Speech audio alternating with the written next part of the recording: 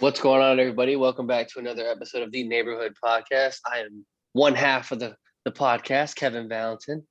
And I'm the other half of the podcast. I go by the name of Kyle Dabro. Kevin, what's going on, man? What is good, my guy? It is quite late on this Thursday evening, but we are out here doing what we need to do and providing the best content available. Kyle and I have a little bit smaller of an agenda than of recent. There's not really much going on in the world. The NBA is doing what it needs to do and preparing for the playoffs. The NFL just released its schedule for 2021. And Kyle and I just have a kind of a list of things we want to talk about. So first and foremost, we're going to talk about the NFL schedule, some of the games that we find relatively most attractive and appealing for week one. We're going to kind of skip through the preseason. We have some other NFL news. We had a report come out of Tom Brady's dad, talking about his matchup of facing the Patriots for the first time since he's left New England, and like our thoughts on that. Like I said, we'll get into our favorite matchup so far of week one for the NFL season. We'll talk a little bit about Tebow potentially signing with the Jaguars. Again, it's not an official contract. It's projection that he will sign a contract with the Jaguars for 1 year as a tight end. Very odd situation on that front. So Kyle and I will kind of give our relative opinion on what we think that's about. Obviously, with the NBA playoffs legitimately starting next week, the NBA is pretty much closing out, and they are just wrapping up seeding. A lot of teams are closer in retrospect than we would have imagined. So it will be a very, very, very interesting closeout to the season, as Kyle and I just talked about with the play-in tournament as well. So we are very curious to see how that all kind of ends up and wraps up towards the end of the season. And then Kyle and I are going to do a little bit something different, something to kind of grasp a different audience's attention. Kyle and I are going to talk about our favorite sports moment growing up, pretty much like our favorite moment in our entire lives that we've witnessed or watched on TV, that we find, pretty much most prevalent in our lives. So, Kyle, first and foremost, thank God, some football news, some football content. It's our passion. Dude, I gotta ask, man, how hyped are you that this schedule came out, bro? I was ready for it, dude. And I'll say this: the NFL did not let us down with these week one matchups in no way, shape, or form. No shot, bro. First game off rip, you got the Cowboys going up against the Tampa Bay Buccaneers. Buccaneers coming off a Super Bowl victory against the Chiefs last year, and then they're going up against probably one of the most weird teams in the NFL, simply just because the Cowboys, they always have a lot of hype around them, but they never live up to expectations. But it will be Dak's first game back after sustaining that gruesome leg injury against the Giants last season. So it'll be interesting to kind of see how Dak responds to a significant injury like that. I do think the Bucs are going to win, but we'll see what happens when we get closer to that date. Just some other games to kind of focus or to note here. Kind of circle. Look, these are 1 o'clock games, but we got some good games here. We got the Seahawks going up against the Colts. I know you are probably just eager to watch that game, especially since it's the first game of the year.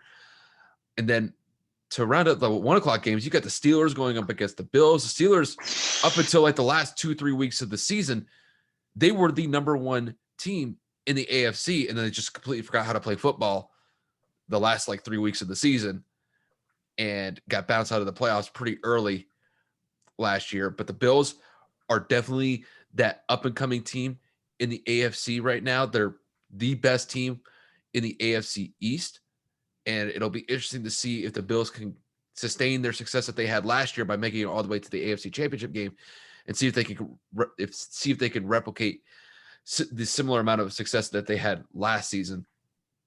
And then moving on to the 4 o'clock games, and just looking at what we got here, we got some great games. We got the Browns versus the Chiefs. That's going to be a great rematch from the AFC divisional round matchup that they had last season. You got the Patriots going up against the Dolphins. Look, both of those teams. What a head-to-head right there, bro. Both of those teams are going to be running and gunning for the top of the AFC East this year. The Patriots have completely retooled their team to build around Cam Newton. The defense is looking strong. They had a great free agency. They had a great free agency this offseason, and then they backed it up with some decent draft picks as well. So that'll definitely be a good matchup, just a good matchup between Bill Belichick and one of his former Protege, coaches in Brian Flores. So that'll definitely be a good game to watch. And then 100%. one of the last games that I got here is the Packers versus the Saints. And it'll be very interesting to see who's going to be starting at the quarterback positions for this game. I'm pretty sure when you look at the Saints, it's going to be Jameis Winston. But with the Packers and really the drama that's surrounding Aaron Rodgers, I know Kevin and I will get into that a little bit later, but it's going to be a very interesting matchup to see who's going to be the go-to guy for the quarterback spot with the Packers. And just looking at the rest of these games, I mean, for week one, going into the 2021 season, this is a hell of a This start. is a good slate. This is a good slate. And Yeah. let's not forget, I mean, we got Sam Darnold facing the Jets week one after being traded.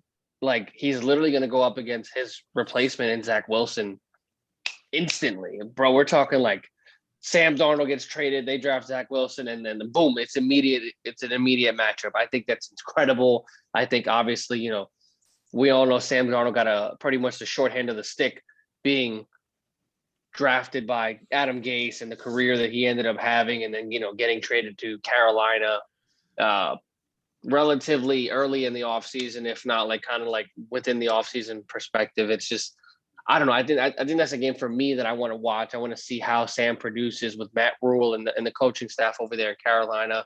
I want to see if Robert Saleh can kind of turn the ship around in New York and right the passage, so to speak, and see if Zach Wilson can turn it around. I think that'll be a very personal game for Sam.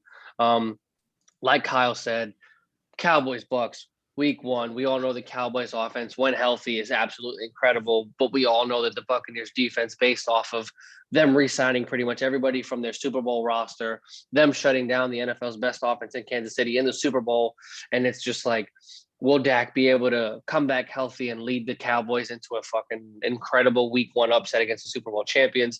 Can the Buccaneers recreate the success that they had last year on their path to repeating as champions? You really couldn't ask for a better matchup there, honestly, for the first game of the season. Obviously, as a Colts fan, you got Russell Wilson coming in, Lucas Oil, brand new fucking whole new system coming up out of Indianapolis with Carson Wentz. Obviously, the defense being revamped with a lot of the draft picks that we had, and so on and so forth. Super, super amped up for that. Trevor Lawrence versus maybe Deshaun Watson, depending how all of these lawsuits end up panning out. And I mean, like Kyle said, man, you got Ben Roethlisberger, Josh Allen, Najee Harris, Devin Singleton, and just the overall defensive presence of both teams going at it. I think that's probably going to be the game of the hour over there. And then at 4:00, like Kyle said, you got the Chiefs and Browns rematch divisionally. I think that the Patriots and the Dolphins are going to kind of like round out that game, just because both teams ended up being in better positions than we both thought. The Patriots ended up slacking early on in the season. They ended up coming back at 7-9. The Dolphins ended up kind of showing out and going 10-6 in the season. So, I mean, I think that that's going to be a very good introduction to the AFC East, because it is going to be a lot more competitive than people think.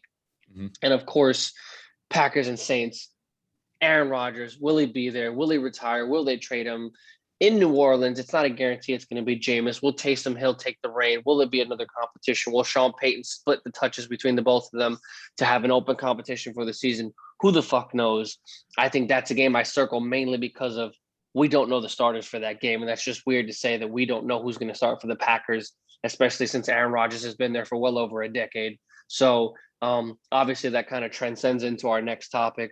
Aaron Rodgers and the entire situation that's going on with the Green Bay front office. Kyle, I got to ask you, you have seen the disgruntled franchise quarterback, and Tom Brady ended up leaving in free agency willingly. But I mean, but you've seen, Tom wasn't happy with the Patriots front office.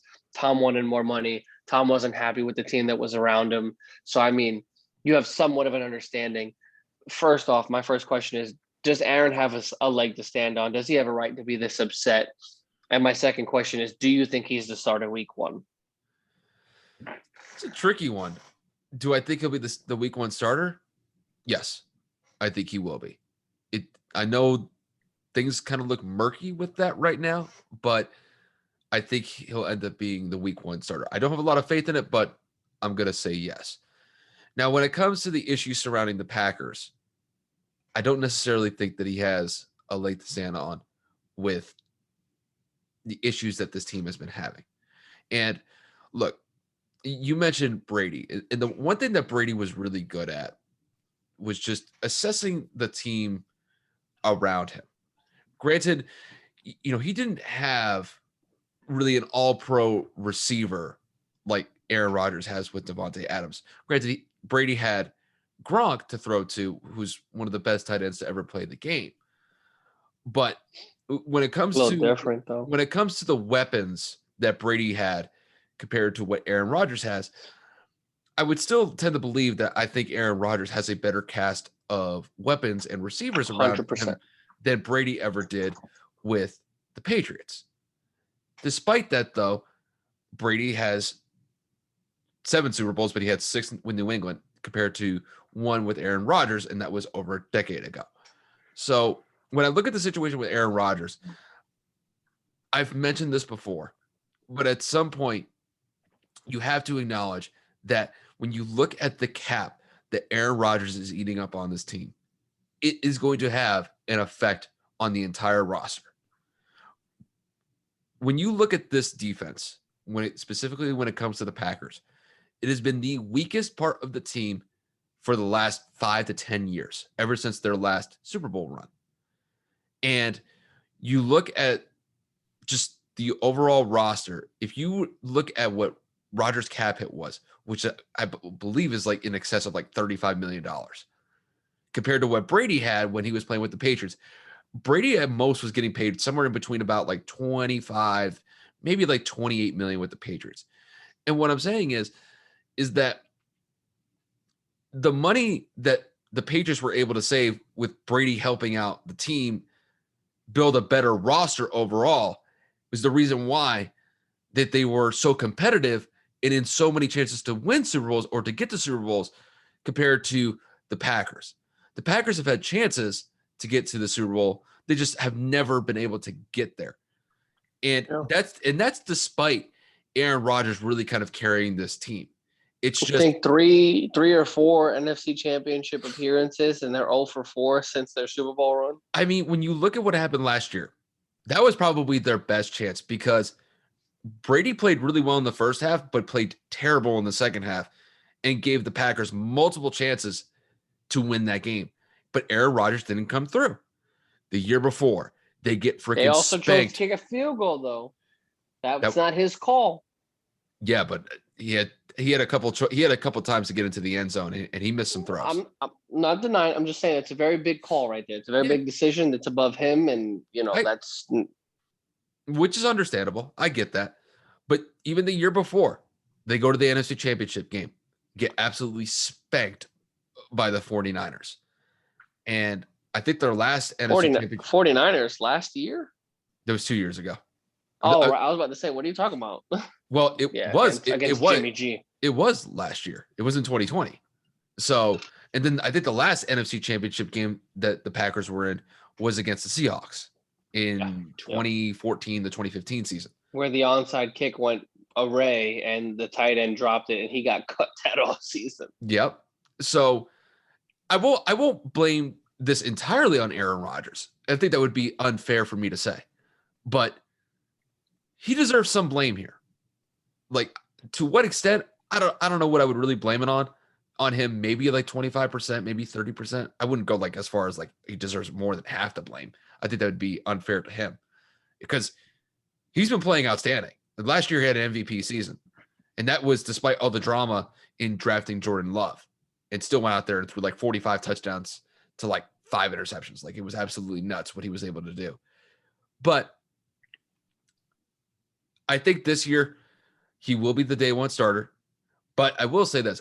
I don't know if he's going to finish his career in Green Bay. I think that is really kind of up in the air at this point. I'm not so certain about that because if Brady left after 20 years and didn't really necessarily deal with the problems that Aaron Rodgers is dealing with the Packers, I would think that Aaron Rodgers' time with the Packers is getting pretty limited at this point because I think they're eventually going to either go with Jordan Love or they're going to try to generate some sort of QB battle or some sort of QB competition. And not only that, I mean, they kind of exacerbated it with freaking signing Blake Bortles just today or the day before. So now you got. I didn't even know they did that. So now you got Aaron I must Rodgers, have missed Jordan that. Love, and Blake Bortles on the roster at the quarterback spot. So I think it's just that the Packers are probably doing that just to build up depth at the position. I don't know why, but I will say this. I think his time with Green Bay is starting to dwindle, but I still believe he will be the day one starter this season. So I mean, my thoughts are a little bit different than yours. Again, I do agree that Aaron's cap hit does take a genuine effect on Green Bay's availability to bring in talent. However, I'm just going to circle on the same point that a lot of people already have. When you have a rookie head coach coming into a situation like LaFleur did, and their first decision with their first pick in that draft was to draft a quarterback, let's be blunt. That's a message from your new head coach saying, we're fucking watching, we're paying attention, and we're going to do what we want. We all know, like you said, the season before, they lost to the 49ers. So they're sitting there like, yo, we were this close to another Super Bowl appearance. We need more weapons. We need more help offensively. Drafting a backup quarterback just sends a message to a future Hall of Famer like, you guys do not value my talents. You guys do not value my opinion, our needs, what I feel that we need to do to improve or to get at least back to this particular situation that we just so barely missed. And you went and you drafted a quarterback. That rubs me the wrong way. Aaron Rodgers has been one of the most consistent and very well performing quarterbacks that the NFL has ever seen, especially with his statistics that he has carried throughout his career. Mm-hmm. Obviously, replacing Brett Favre is no small feat, and those are some mighty shoes to fill. One of the greatest quarterbacks this game has ever seen. So when you gave Aaron the talent he needed, he produced and he won you a Super Bowl. Now, over time, contracts needed to be signed, other people needed to be paid, people retired, and so on and so forth. So, it's really hard to keep championship teams together because it comes down to finances. Some people get ahead of themselves in contract negotiations. Some people want to chase a bag. Some people want to come back, but they don't have the money. The list really goes on and on. Keeping a championship team together might be one of the hardest things to do in sports, and that is across all sports because at the end of the day, it is a business. And like Kyle said, Aaron hasn't achieved that success since he won his first Super Bowl, and it has been quite difficult to pretty much achieve the promised land, which is to get there, let alone fucking win one. Mm-hmm. I do agree with Kyle with the percentages. Aaron not taking less money to bring more talent in for sure does make a very big difference.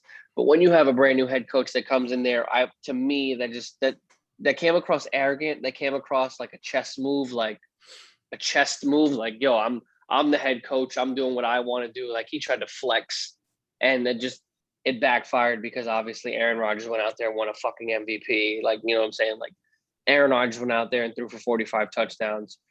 Aaron Rodgers threw 3 touchdowns in the NFC Championship game. Like Aaron Rodgers did what the fuck Aaron Rodgers needed to do. Tom Brady played bad, and then you had LaFleur called the fucking field goal at that point in time. Granted, Aaron did miss a lot of opportunities in that game to go up.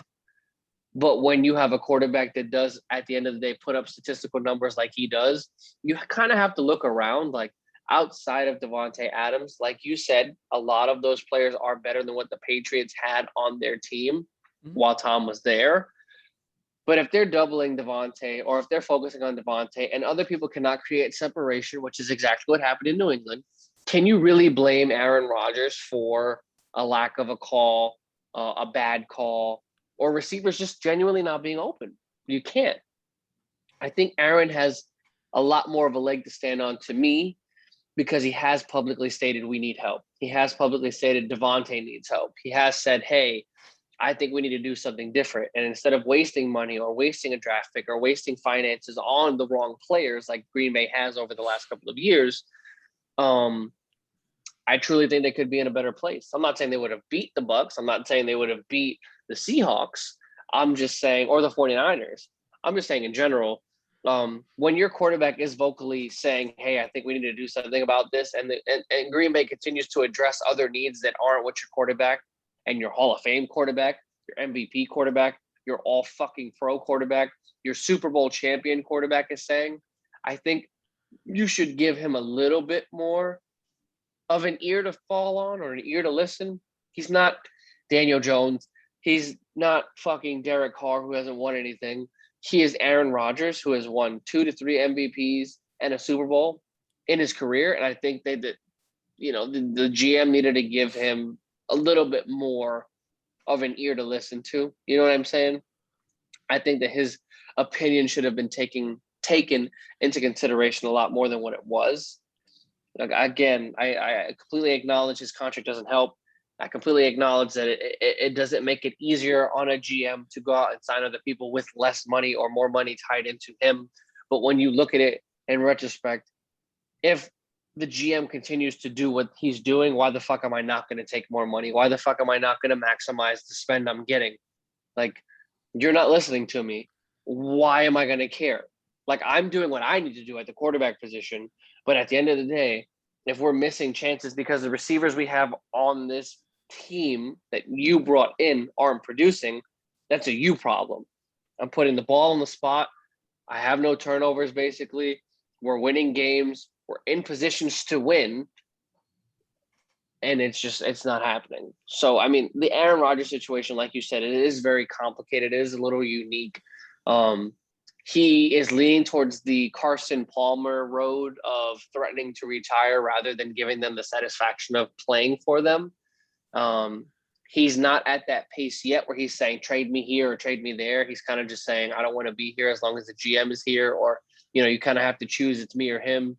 Mm-hmm. I don't know what Green Bay is going to do because that is literally a diva tantrum, and I don't know if Green Bay's GM is going to tolerate it. So I'm curious to see what ends up happening, but this game as it is, of both teams pretty much not knowing as of right this second who is going to start week 1, just leads me to believe this game could end up being a very unorganized clusterfuck, because we all know if Jameis starts, it could be turnover central for the fucking Saints.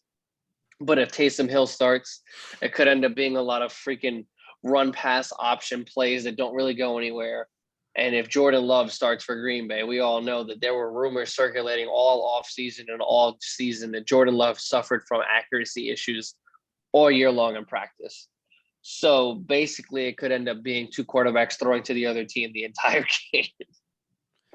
Or it could be Aaron Rodgers going up against Jameis Winston, who's filling in the shoes for Drew Brees after he retired. So when it comes to the whole Aaron Rodgers thing, it'll be interesting to see how this whole situation develops. Hands out. Yeah. Just simply because, look, I think the one thing that I think Aaron Rodgers has to get comfortable with, and I think this is something that I think Brady got used to almost a decade ago, was, look, the team is always going to be drafting for the future. And one day you are going to be expendable. Yeah. And I remember back in like 2011, 2012, when the Patriots drafted Ryan Mallett, they were even saying back then that Mallett could be the guy to replace Brady 2-3 years in. Obviously, then never materialized. Even with Jimmy G. With Jimmy G, they drafted him in 2014.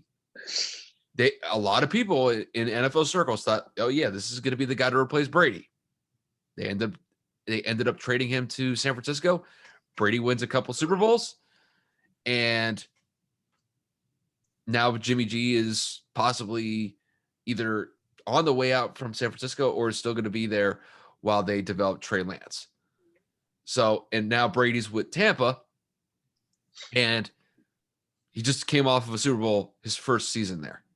So the one thing that I think Rodgers has a difficult time understanding, or at least I think he understands it, I just don't think that he likes it, is the fact that, hey, man, you are expendable. Don't get me wrong. Aaron Rodgers is a Hall of Fame quarterback.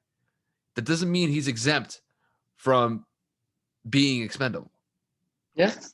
And Brady was able to do it very well in New England by basically using, I think, the team drafting quarterbacks as fuel to outcompete them and put New England in a situation where they were going to win Super Bowls.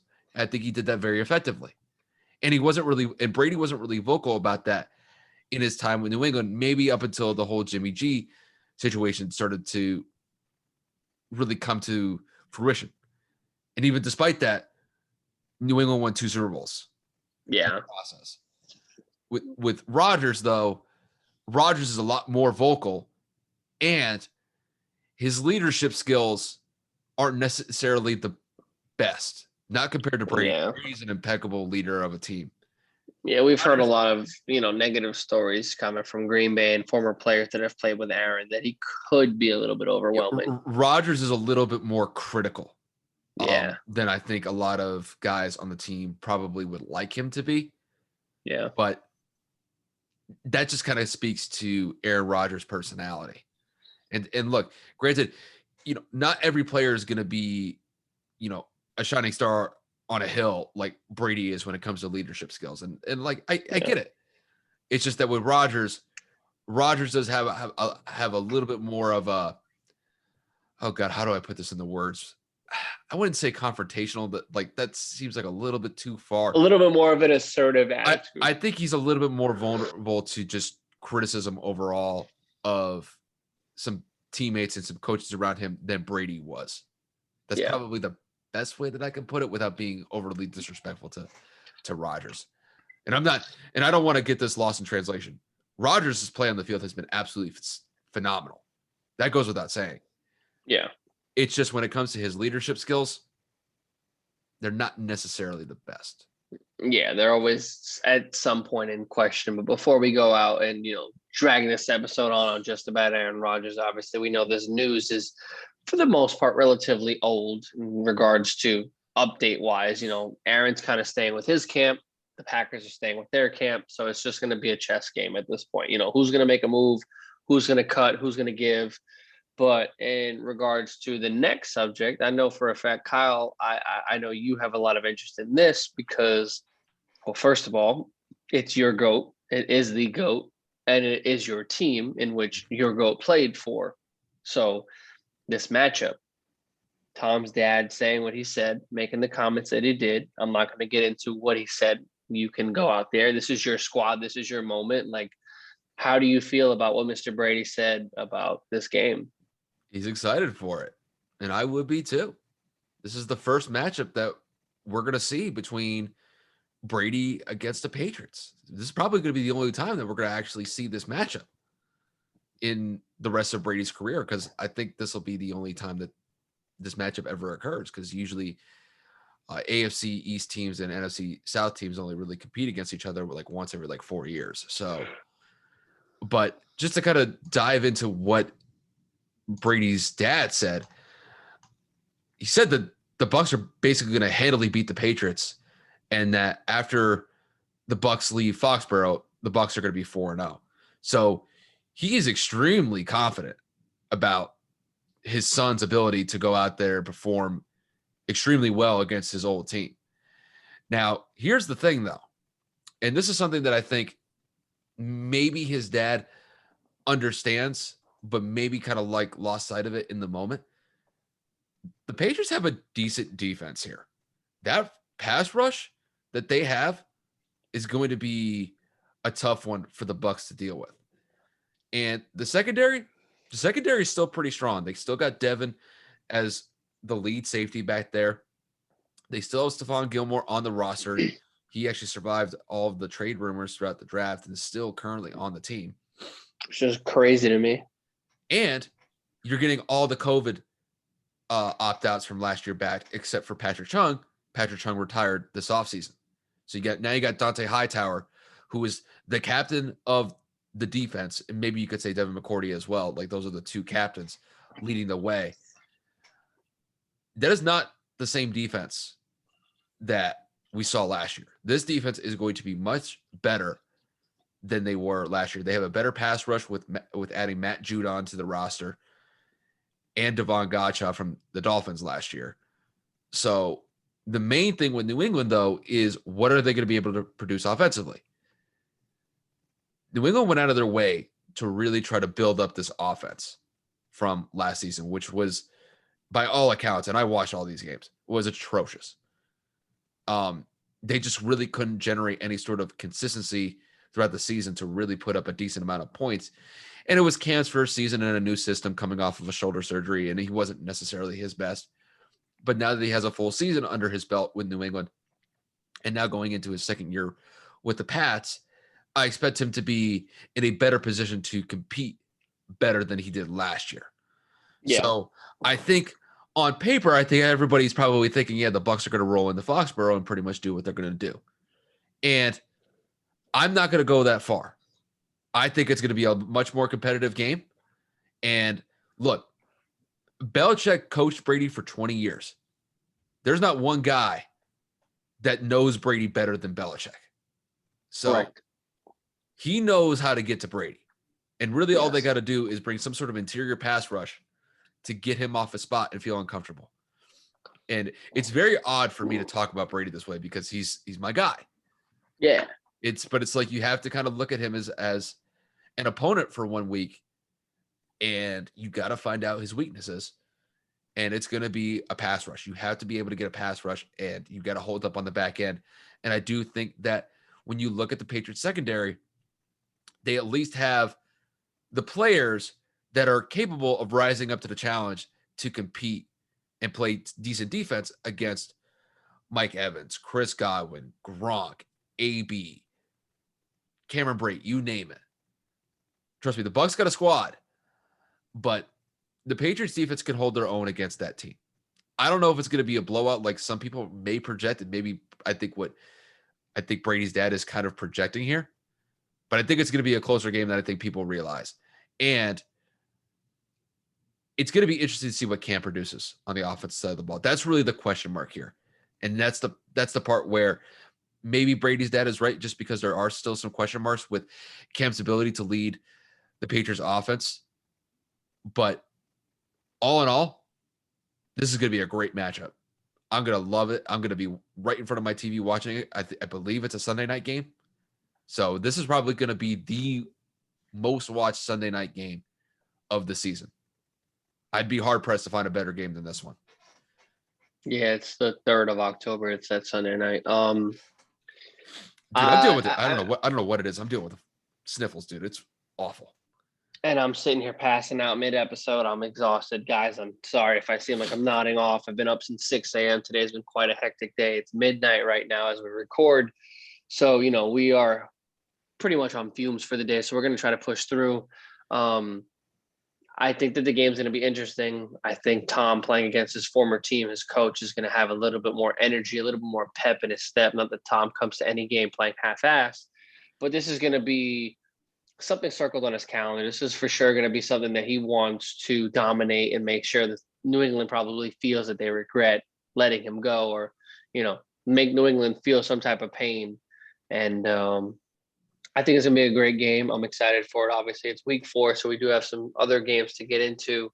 But in other news of the NFL, I know that this report came out earlier this week / rumored to be happening over the weekend, or should I say last weekend. Tim Tebow, former Florida quarterback, former Broncos, former Jet, former Eagles, former Patriot. everything, former Patriot, former New York Met. I mean, you name it. Tim Tebow has pretty much been all over the place. Tim Tebow has signed, or is expected to sign, a 1-year contract with the Jacksonville Jaguars to play tight end for the Jags. I would like to have more on this, honestly. The only thing I really have to say is it's just weird. I really don't have anything else to say. The man has played quarterback pretty much his whole life. He played outfield in the MLB, and you're gonna have him now playing tight end. I don't know about you, Kyle, but I'm pretty sure you can't just go out there and after you've played one position your whole life, just magically switch in your 30s and expect to be dominant or at least effective. The signing makes no sense. The signing and the position makes no sense. Yeah, no, it just doesn't fucking make sense. And I'm kind of at a loss for words, but I mean, like, what the hell is your take on this whole Tebow situation? Because I just think it's weird. Okay. Let's get one thing straight here. If people are thinking that Tim Tebow got this or is going to get this contract from the Jacksonville Jaguars, because he's white, need to stop it. He's going to get this contract reportedly. I don't know if it's actually going to happen or not. He's expected to sign it. There's no he is going to get it confirmation. because of the personal relationship that he has with Urban Meyer. I don't want to address this whole racial aspect of it that some people in the sports media are going. It's just that is pretty much the main pull of it here. Now, with that said, though, I don't think that just because Tim Tebow might get signed to the roster doesn't mean that he's going to be like a viable piece for the team. He might not even play. If Urban Meyer wants to do this, this is on him. And that's where really the responsibility should be laid at the feet of. Because when you look at the reports, it is kind of a controversial topic simply just because, look, Tim Tebow hasn't been in the league for what? Over 5 years? It's just like 2014 or like 2013. It's been a while since he's been in the league. Almost a decade, yeah. So when it comes to a roster spot, I think it would probably be better to find somebody who's a little bit more current at the tight end spot. There are a lot of free agent tight ends that you could be looking at to sign on the team. So the whole idea of Tebow being on the team is a questionable one for me, but I understand why, just because of the personal relationship that Tebow and Urban Meyer hold between each other. That's the reason why he's probably going to get this contract, or he's going to sign this contract. But do I think that his presence is going to help the Jaguars overall? Maybe, but I think it's going to be pretty limited at best, because I don't know how well he's going to be playing at the tight end spot. It's like you said at the top, he's mostly played his entire career as a football player as a quarterback. And now all of a sudden, after being out of the league for almost a decade, he's going to transition into a tight end. It's a whole different position to learn. And I didn't really see just a couple of months. I don't see a lot of room for him to really develop as a tight end. He's 34 years old. So yeah, it's going to be weird. It's just a weird sign. It would be a weird signing. It doesn't really make a lot of sense. Maybe they'll just sign him for depth purposes, but like it's a shaky one. It's a shaky one for me, and it's not because of his race. No, it's not because of that.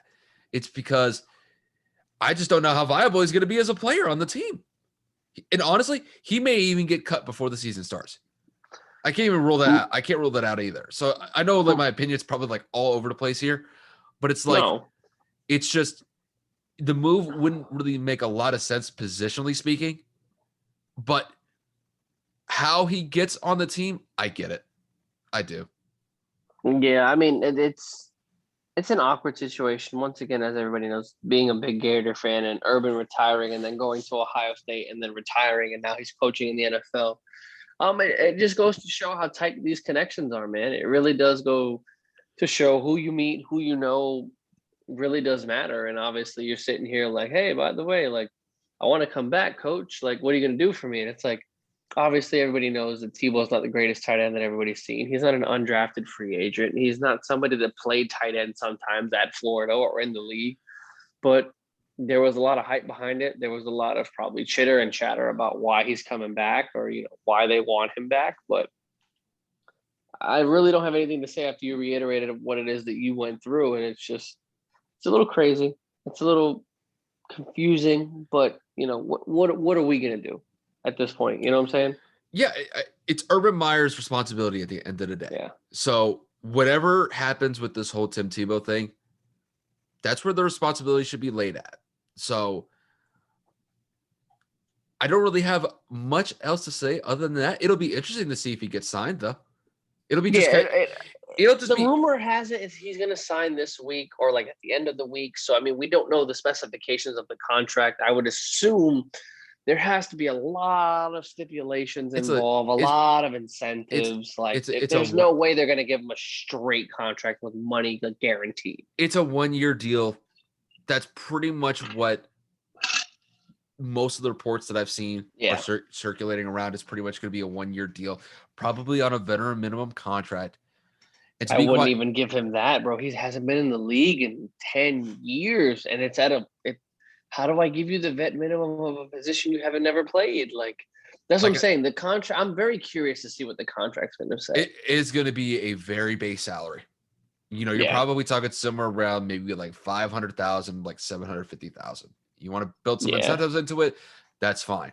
I don't know if he's even going to get close to hitting those incentives because No, I would doubt it, honestly. Like, you never played tight end. It's getting more physical. You haven't played football in some time. Granted, you can get into football shape, but that doesn't mean you're ready for those reps. So, yeah, there's like Kyle said, yeah, there's not really much there's else no to say. there's no guarantee he's even going to make the roster by week 1. Yeah, so we're kind of just sitting here like, we'll see what happens. But I mean, transitioning into the next topic, the NBA is coming to a close in terms of its regular season. Kyle and I have been talking about it for the last 2-3 weeks consistently. We are both very excited about these matchups. I'm looking at the Eastern Conference right now, and this is the place we want to focus as a focal point right now. And as of right now, the top 8 seeds are the 76ers, Brooklyn Nets, Milwaukee Bucks, Atlanta Hawks, Miami Heat, New York Knicks, the Boston Celtics, and the Charlotte Hornets, right? So obviously it goes 1-8, 2-7, 3-6, and 4-5 in terms of playoff matchups because of the seeding. Right now, the Brooklyn Nets are a full game ahead of the Milwaukee Bucks after Giannis dropped 40, 15, and 6. Nuts. So the Bucks are on a good tear. They are 8-2 in their last 10, and Brooklyn is trying to get it into its groove. They are 6-4, winning their last 3. And Kyle and I were talking about it prior to recording. Kyle, I gotta ask because we briefly touched on this a couple of weeks ago. I want to stop you there. I want to flip this on you since you're the native New Yorker. What would it be like if the Bucks overtook the Nets at the 2 spot? The Nets would drop to the 3, and in the first round of the playoffs, the Brooklyn Nets would go up against the New York Knicks. You got to let me have it, bro. What would you think about this possible matchup? Man, listen to me, real quick. I know I talked my shit about the Knicks. I know I had my beef with the whole KP trade. Overall, I am a New Yorker, so I'm happy the city is doing good. Let me clarify that real quick. Shout out to Darnell, my brother Brandon, Angelo, all the loyal Jeff, everybody, all the loyal Knick fans that have stood with this team with all the shit that they have gone through over the last 8 years since their last playoff appearance. I give it to you guys. You guys clinched the spot. I'm super happy for you. I know the city is super excited to get on this.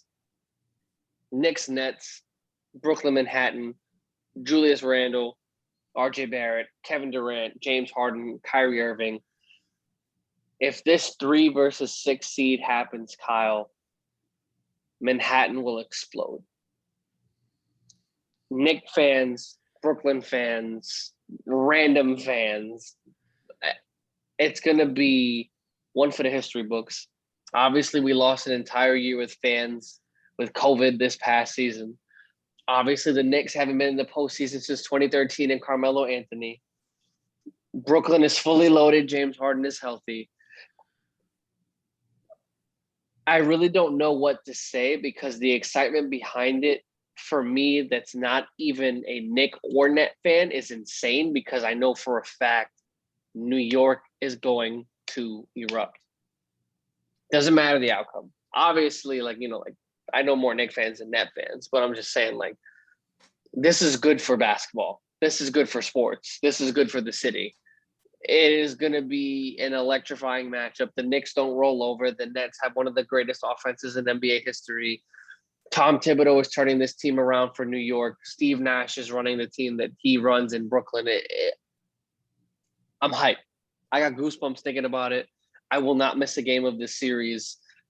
If this happens the way that we are predicting or expecting or wanting it to happen, this is going to be a series for NBA history because the Knicks are back in the postseason and the Nets are looking to make it to the NBA Finals against the Los Angeles Lakers. So, I mean, for New York to go up against New York for the first challenge to be Borough versus Borough, Bro, there's gonna be beef, bro. People gonna get on trains and people gonna get in cabs, people gonna get on buses, and they gonna see the Brooklyn hat or the Knicks hat. It's gonna be beef immediately, bro. It's gonna be hands on site.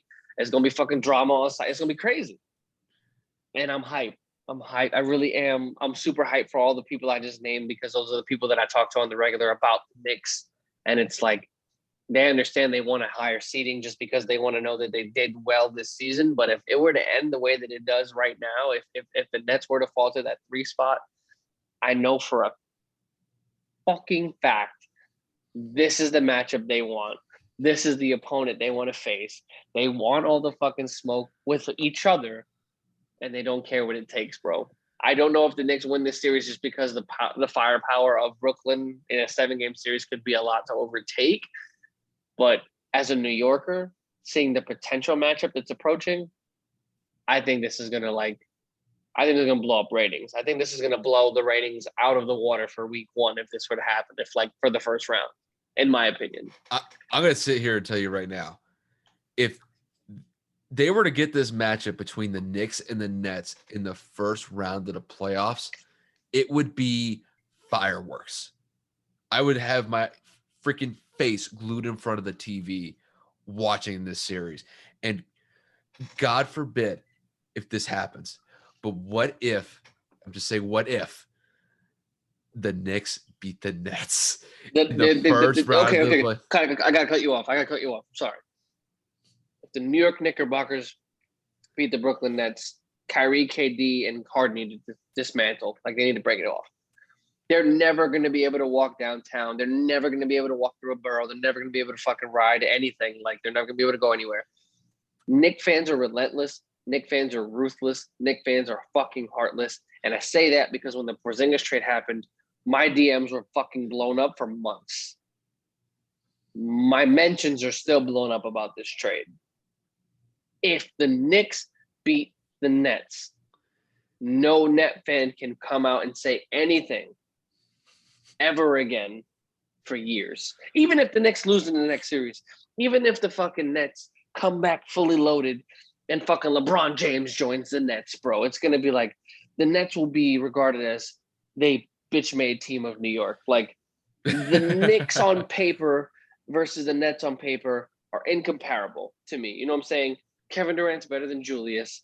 Fucking Kyrie Irving's better than RJ. James Harden is better than motherfucking Norlands Noel or whoever the fuck else the third option is on this goddamn team.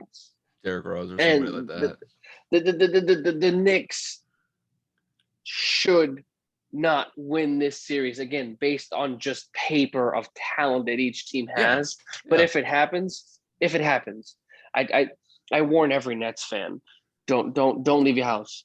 Don't get on the train. Don't get on the bus, bro. If you got to work in the city, call out. Give it a week. It's still gonna be bad, but bro, just do yourself a favor. Just don't do it because this ain't gonna pan out, bro. That ain't it. Whatever old saying you want to say, bro. Tell your boss you got to feed your cat. You have fucking malaria. Just fucking say something because y'all gonna get fucking abused the second you leave the crib with anything Brooklyn, bro. Heaven forbid people know you're a fucking Nets fan and the Knicks beat you in the playoffs. Just like that TikTok. Oh, don't do it. Yes, don't fucking do it. If you value your life and your sanity, don't do it. I'm just saying. Granted, it has to happen, and granted, there's got to be a lot of dominoes to fall first before a lot of that hypothetical even comes to reality.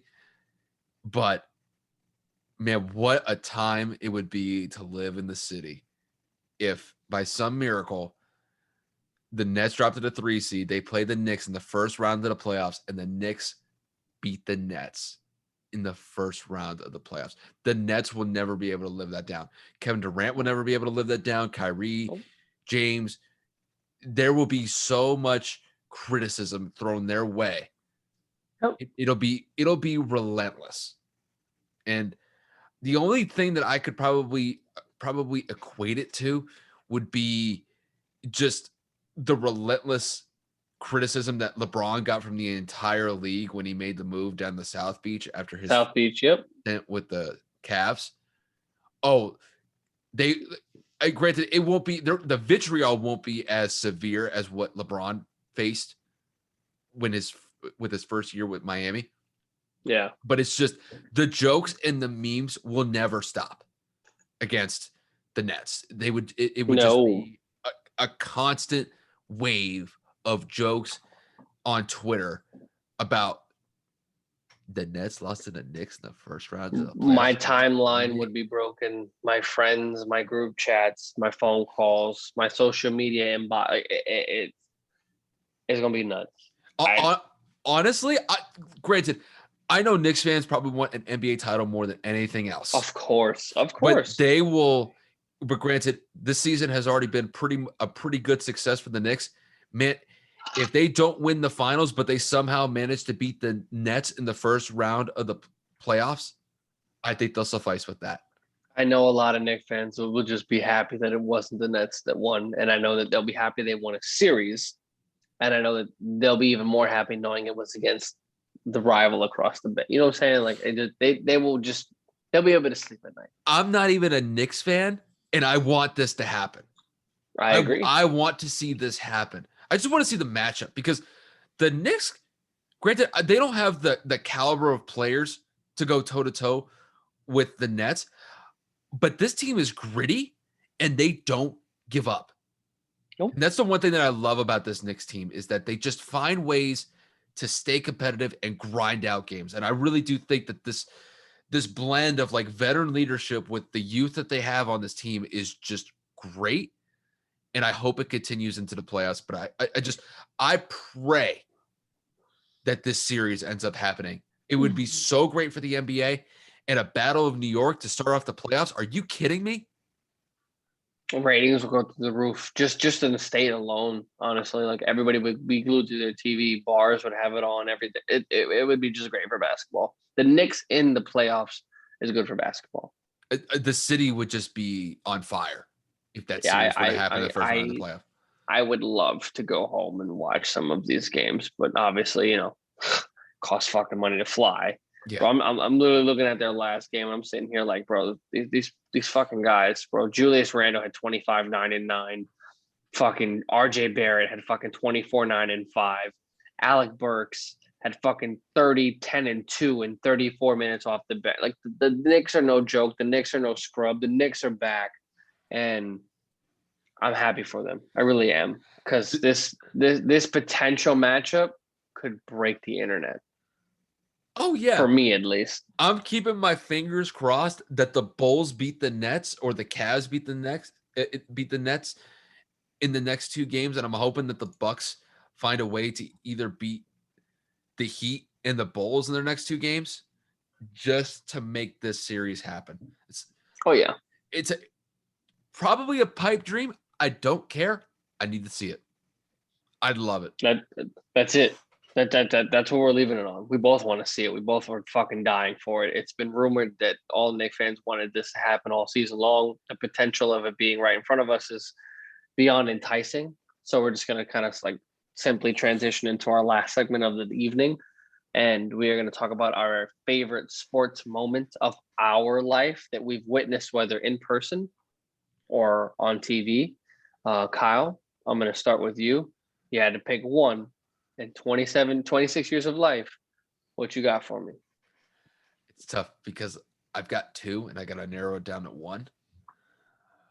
But the best sports moment that I can remember was the 28-3 comeback with the New England Patriots beating the Atlanta Falcons in Super Bowl 51. And the reason why I picked that one and I didn't pick the other one, which was Malcolm Butler getting the game-winning interception against Seattle in Super Bowl 49, is because being down 28-3 in the Super Bowl, the game's over. The jokes were already being written. The memes were already on their way because it looked like the Patriots were going to get smacked. The Falcons looked like they were well on their way. They were one quarter away from winning a Super Bowl, because going into the fourth quarter, the Falcons were up 28-9. And I remember famously that the Atlanta Falcons put on their Twitter page 15 minutes to go with, the score being 28-9. And then all of a sudden, out of nowhere, the Patriots score 19 unanswered points in the fourth quarter to tie it up. They win the coin toss in overtime. They get the ball, and Brady just marches them down the field. And then James White gets a small little toss to the outside, carries it into the end zone for a touchdown. That game was so amazing to me because I didn't think it was going to happen. I really No one thought did. it wasn't going to happen. I just didn't think it was going to happen. Just because the deficit was so big and they didn't have time. And even when they were chipping away, it was just the situation was like, they just don't have enough time left. And I thought Atlanta was going to be able to generate some points in the second half after they scored. They had an early third quarter touchdown. Field goal. I thought it was a field goal. It was a touchdown. I think Devontae Freeman caught a little swing pass. Right. Got it up to 28-3. Yep. And I thought that they would have been able to generate some sort of points to get above 30, but they were never able to get over the 30 mark. So you had to give a lot of credit to the Patriots defense for really stepping up in the second half and allowing Brady and the offense to generate the comeback that they did. I mean, it's the greatest comeback in Super Bowl history. 100%. It's one of the most memorable games in NFL history. It's probably one of the top 3 Super Bowls of all time, just because of the significance that comeback had. Brady had his 5th Super Bowl, which surpassed Joe Montana, who at that time was regarded as probably the greatest quarterback who would ever play the game.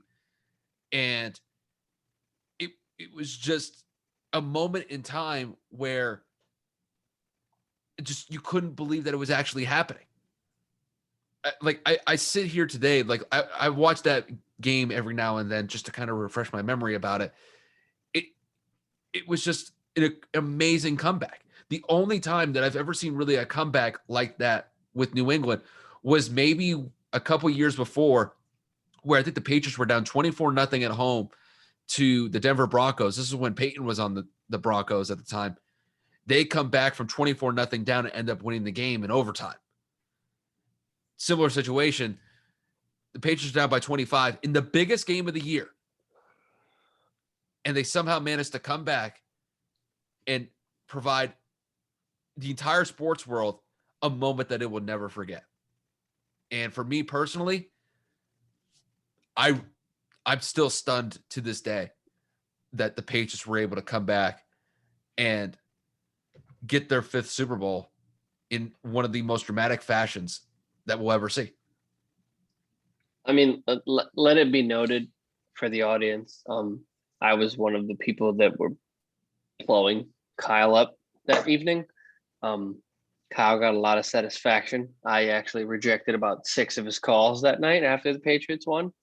I did contemplate blocking his number. I contemplated turning my phone off. I almost threw my phone in the pool.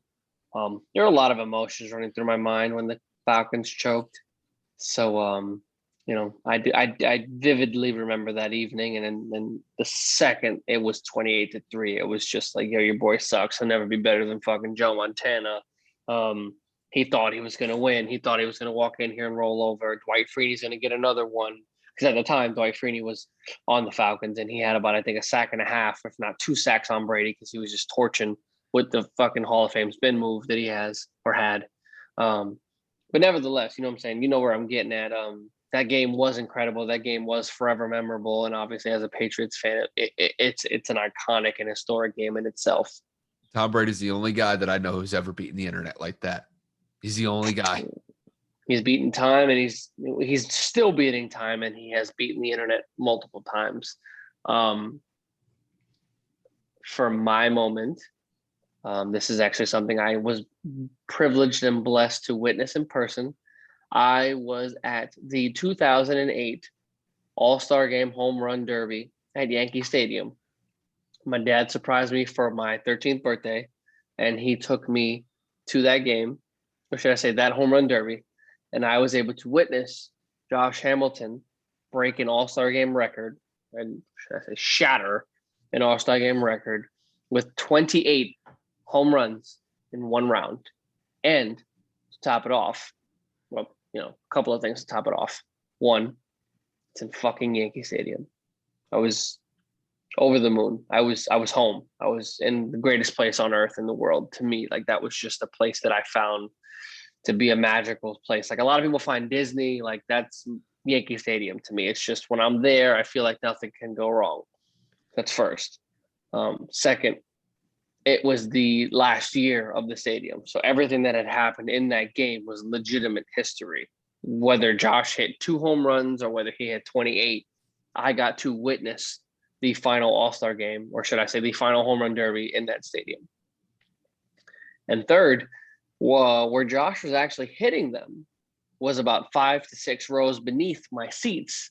And for those of you that actually remember this game, or those of you that actually remember this tournament, Josh was hitting them pretty much upper deck for his first like 12, if not for his first like 20. He was just sending them. And I sat, if he were hitting them, like obviously the upper deck goes in an angle. If Josh was hitting them like right in the middle, I was sitting like right where my finger is. Like I could legit call to the guy that would catch the home run and be like, yo, are you fucking kidding me? Like I witnessed one of the greatest moments in baseball history. Like this man was sending everything. Yeah. Obviously it's a home run derby, it's soft pitch, it's where you want it to be, but I don't think people understand how tiring and fatigue a home run derby takes on somebody. You're literally swinging the bat, trying to send it out every swing. And at the time, it looked like Josh wasn't even trying. We hit fucking like 12, and it was like, bro, like you won the round. Are you fucking done? And then he hit like fucking 16 more, and it was just like, what the fuck did we just watch? Like, bro, me and my dad were side by side. And mind you, that's a grown-ass man who's watched the hundreds of Yankee games between his career and him growing up. Like, we were just like, this dude is teeing off. And we had people in front of us, by our side, behind us. Like, bro, the stadium was not quiet. Every hit, every slap, every home run was just like for those of you that have been to a sporting event, like magnify that by like 100. Every crack of the bat was just an eruption of just emotion, and it was amazing. And to top it off, I'll never forget it, because my dad and I, in between batters, obviously, like people are sitting down, people are getting food, people are going to the bathroom, commercial breaks, everything you could think of, you know what I'm saying? Like when there's intermissions, people are going to the restroom, people are going to get food at the concession stands. So I forget who it was. It's at bat. It's not Josh. It's someone else. I know Justin Morneau won that home run derby because Josh burnt himself out in that round. And I'm pretty sure Josh ended up only getting like 3 or 4 home runs, and Morneau ends up winning with like 5 or 6. So it was like, it kind of sucked that, not only a Minnesota Twins player winning the fucking thing, but like Josh Hamilton breaks history and ends up not winning it. So it kind of sucked. But you could see him at the plate on the Megatron. Like he was like on the big screen. He was just like, he was dead. He burnt out early. Yeah. You know what I'm saying? Like he was over it. So we're sitting there. And I'm pretty sure I've told Kyle this in our friendship at some point, but he's probably going to be surprised when I tell him this again, because it's just to me at 13, I was just in awe. So between at bats or between home runs, we would hear different noises. Again, it is the final year Yankee Stadium is open. It's before the new stadium had opened. So it's the original Yankee Stadium. Mm-hmm. My dad and I hear this weird noise. And we're looking around. Obviously, like I said, it's in between home runs, or it's in between innings, or transition, like, batters coming up to bat. And, as the game progresses, we continue to hear it throughout the day. So right after Josh breaks the record, right after Josh like erupts and that he gets the final out, we hear what seems to be a drill. But we're just like kind of looking around, and we're like, what the fuck? Like, mind you, we're in the third deck. We're in like the super upper portion. Like we're about 7 rows behind the final wall in the upper deck. So we're up there. Yeah. Which is once again why I stand by what I say. Like this man, Josh, was sending it, because I could spit on the back wall of the highest portion of the stadium and Josh was hitting them like 6 rows right in front of us, which was just incredible.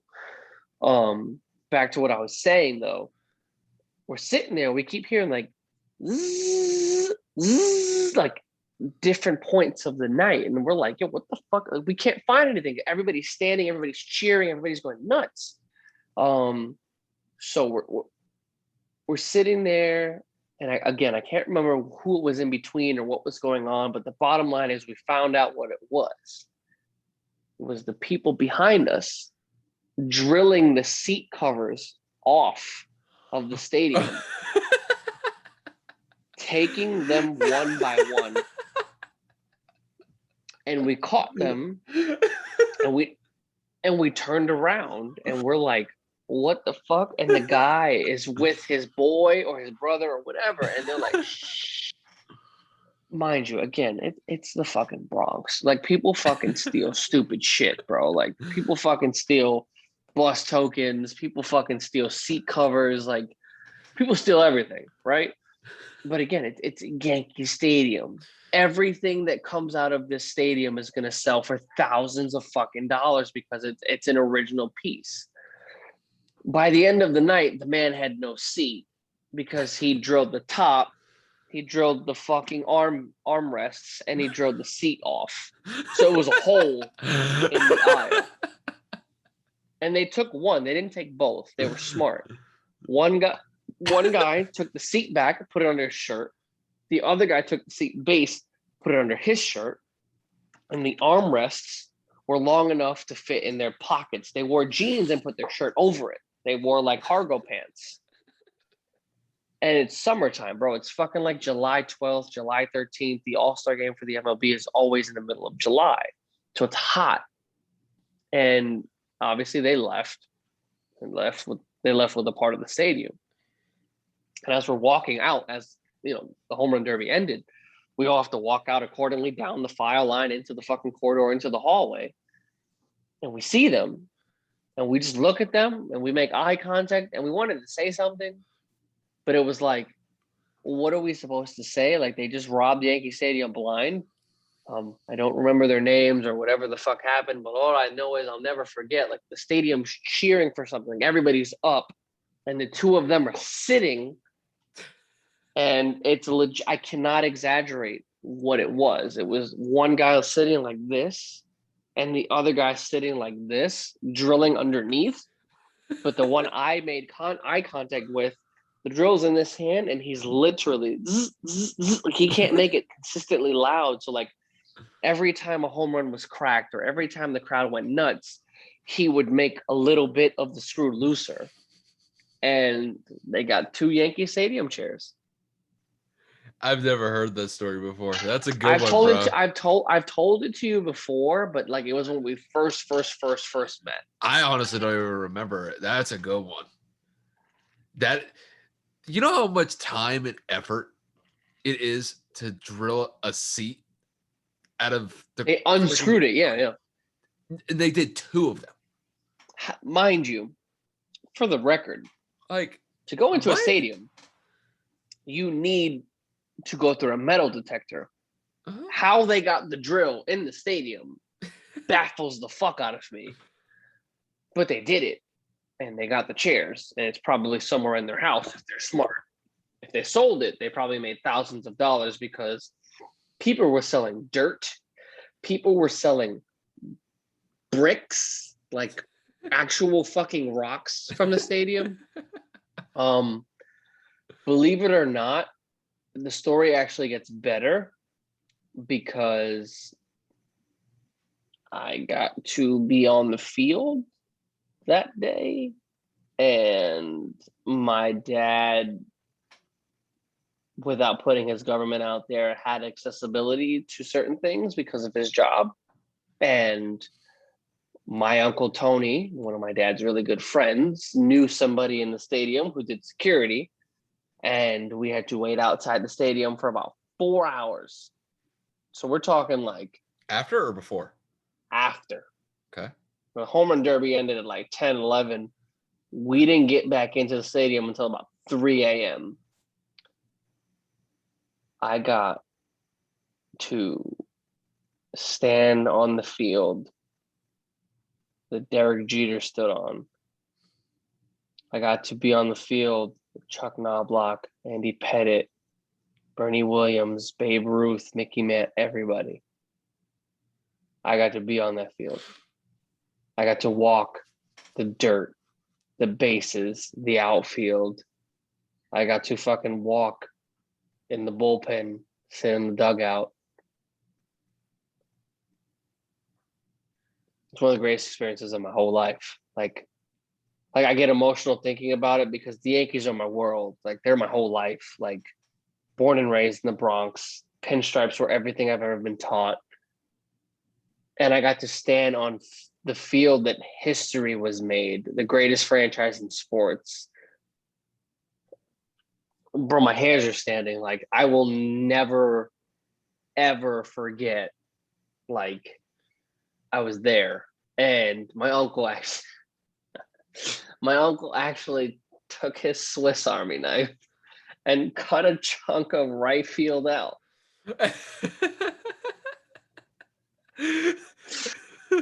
And like it's like a fucking big ass chunk. And Bobby Abreu tripped in the outfield the next game because it's a big chunk, bro. It's missing. It fit his whole cleat in it. And Bobby calls the grounds crew because he's literally stepping in the outfield because it's by the warning track. And he's literally sitting there and he's like, yo, it's like we have no grass here. Like, what the fuck is this? And like I call my uncle immediately and I'm just like, Theo, bro, Bobby just fucking he just rolled his fucking ankle. I know. I said, bro, you see what you just did? Like, yo, I fucking the grass is sitting in my living room right now. I know it's crazy. And it was just, dude, it was incredible, man. That was easily the greatest experience of my entire life. And like that was my greatest sports moment. And I will tell that story till the day I die. You know, I was thinking about it like when you were going through it. I was like, you know, your experience is a lot different than mine because you were actually there. I was there, yeah. See, the reason why I didn't pick being at Super Bowl 55 because I was actually there for that game between the Bucs and the Chiefs. It's not my team. I'm not a Bucs fan. I'm a Brady fan. Yeah. You know, through and through. But the Bucs aren't my team. Had I been at that Houston Super Bowl, or just, you know, had I been at that game where, you know, Brady leads that comeback,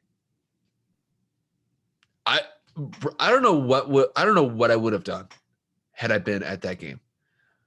Like, just like the swivel of emotions going from, oh my God, like we're getting smoked. I just spent all this money to watch my team get freaking spanked by the Falcons, and then they come back and win. I guarantee you, like there are moments like where you'll never forget them. That would have I would have loved to have that experience.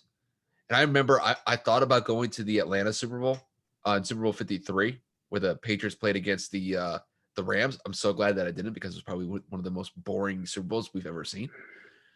But I remember you were debating on that one. You were teetering on tickets. But my experience is Super Bowl 51 simply just because of a major comeback. But yours is probably better than mine simply just because that you were physically there. And and I don't care what anybody says. Being at the event that you watch every year, whether it's the Super Bowl, the Home Run Derby, the World Series, it doesn't matter. There's just something. It feels more alive. It's a lot more different than being at home watching the game. Don't get me wrong, watching games from home is great. It will never replace actually being there. Because I remember a lot of people were saying like Super Bowl 55 with the Chiefs in the Super Bowl was pretty boring. Yeah, if you were watching at home, it might have been boring. Not there. It was wild at that game. So it's just, you know, I remember Kevin and I, we were talking about, you know, what to come up with ideas for this episode. And I figured that this would be a good one simply just because I don't think Kevin and I have really done the best job that we can do to give you guys like our own personal experiences with the sports that we talk about. Yeah. Because, by and large, with what we've done with this podcast, has mostly been about mostly news, and we give our News, current events in the give our sports world. takes Yeah. about just the news and the events that go on in sports. But I figured like this would be a good idea so that you guys get a more personal touch from us and you guys understand like why we love sports in the first place. You can never take away those moments that Kevin experienced, what I've experienced, and they're great stories to tell. And it will be something that we will talk about more in the future because it's great. Like I love talking about the experiences of just moments that you'll never be able to replicate ever again. Yeah, we're So talking about like genuine moments, like things that touched us, things that like impacted our lives, things that we witnessed, watched, whatever. And for clarity, I do apologize. I actually remember now thinking about it. Us touring the stadium was actually a couple of games before. The Yankees were playing the A's, and we had a night game, and that's when I got to tour the stadium. And then the home run derby was like a couple of days after that. So like it okay. wasn't that same night. It was a different night. But it was the point of that weekend, ironically, like I said, was my birthday weekend. And I had graduated middle school. So it was like all these things that were happening and like, being able to be on the field and cry and be with my dad and both of us cry. And then we watched that all-star game, like home run derby episode. It was probably the greatest weekend of my entire life. Like if I'm being honest, if I was able to recreate that for my child, I would do it the exact same way because we got to see the locker room, we got to see the fucking dugout, we got to see the bullpen, we got to see the World Series trophies, the AL Championship trophies, like all the fucking things that were in that stadium, all the nostalgia, all the fucking history that were in those walls was by far the most amazing thing I've ever seen. And I know my face is cheesing right now, but it's like, as a Yankee fan, that was everything you could imagine other than being at a World Series game Imagine being because you were there. gotta I was there. imagine being at the game winning World Series game. I don't know if I would have been able to handle it. If I'm being completely honest with you, like I know I talk a lot of shit about being ready to go to a parade or being ready to be at a game, like because of how much I'm invested in the New York Yankees. And a lot of people say that I'm dramatic or I'm overzealous or I'm too much or I'm extra. I don't think they get how much the Bronx and the Yankees are like tied together forever. Like this. Like I like this, bro. I like it's that. I can't explain it into words. If you watch this, like for the people at home that understand how much they mean to us, there's no words for it. And no one's ever gonna get how I feel. You're not gonna get it. No one else that I know is gonna get it. Just you had to be there for it. And I'm happy to say that I was there with my dad, like the guy that made me a Yankee fan. And I was able to witness that because of him. And, like shout out to my pops. Like I know he doesn't watch YouTube, but it's like I wouldn't have been able to witness history if it wasn't for him. And, like Father's Day's coming up next month. And it's just like it's moments like that I'll cherish for the rest of my life. And I'll tell my kids and my kids' kids until my last breath. It was just incredible. It's well said, dude. It's well said. But I mean, it's almost 1 a.m. You ready to call it? I'm pretty sure I'm seeing illusions on my rug. So yeah, because I gotta get up early and do a lot of shit before I go to a wedding. I would probably call it a little early tonight, unfortunately. I feel you. I feel you. But with that said, you guys, it'll wrap up the episode. And I'm kind of happy because I don't know what happened this episode, but man, I've been battling the freaking sniffles. They came out of nowhere, but fought through it. But made it to the end. So good to call it there. But just want to say before, we log off from here, definitely appreciate the support wherever we get it from. This will be uploaded to YouTube in the morning, Spotify, Apple Podcasts. You guys pretty much know the drill at this point. It'll be all up in the morning. And just get ready for next week, because the NBA season will be wrapping up next week, and we will be pretty much gearing up for the NBA play-in tournament. So that'll be a lot of fun to talk about. And if there's any more NFL news that pops up, Kevin and I will probably talk about it. And, don't be surprised if we definitely kind of add like more of like a personal segment in one of next week's episodes, just because I think it's good that you guys kind of see like a more personal side of us, because I know we necessarily haven't done that. I know we've more focused on the news for our podcast, but I think definitely adding in some personal touches to the podcast will make the listening experience and the viewing experience better for everybody. Yeah, no, I mean, like Kyle said, like tonight's episode, a little struggling between the both of us, his sniffles, me, what I felt like was passing out mid-episode. Like I just, long day at work, long day, a lot of shit going on. But yes, like Kyle said, don't be surprised we bring a little bit more personable things into this, whether that be completely 100% all sports related, whether that just be a life story about why we like a certain sport or a certain team or something like that. Or, like Kyle and I both love sneakers very, very much. Who knows, who's to say we don't get into a quick conversation about some sneakers with a guest or two. But we're multifaceted. We're very well-rounded. We know that this is all about sports in terms of content for the channel, but we do know that there are times where there is a lull in sports, especially right now with the kind of like, I don't know, what's that word I'm looking for, that period in between stuff like that. Like a break. No, like it's like between heaven and hell. Purgatory. Like yeah, we're kind of in that purgatory stage. But no, that's like a decision whether or not you're going that it's like it starts with an L, bro. I'm having the worst brain fart in my world in my mind right now. We're in that stage right now. You said it's a lull. We're kind of stuck. You know what I'm saying? There's a lot of shit going on. There's not a lot of shit going on. My words ain't making sense, man. Y'all have a good night. Y'all have a great fucking weekend, because I'm gonna be at a wedding and it's gonna be phenomenal. Like, shout out to my girl. I love you. I swear to God. I'm about to go to bed. I'm gonna talk to y'all next week. Shit. I hope it's open bar for you. It is. Excellent. But with that said, you guys, thanks again for tuning in, and we will see you guys next week.